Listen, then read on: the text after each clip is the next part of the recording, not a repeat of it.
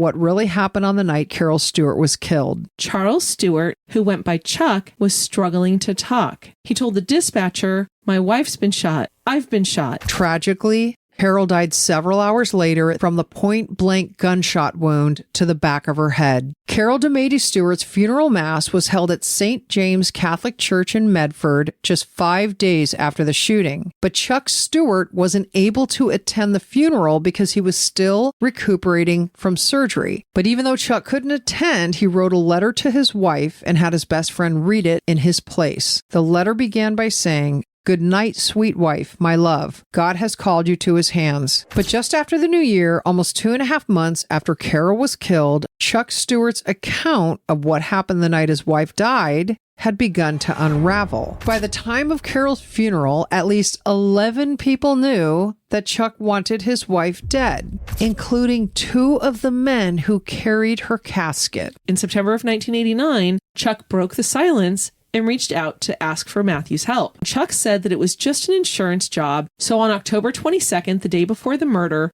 Matthew told detectives Chuck took him down to Boston, and Chuck pointed to the parking garage where he said he was going to park. Chuck told Matthew to be there the following night at about 8:20-ish and wait for Chuck to drive toward him where Chuck would throw Matthew a bag. On October 23rd, the night of the murder, Matthew got to the place in the Mission Hill neighborhood where Chuck told him to park, and then Matthew waited.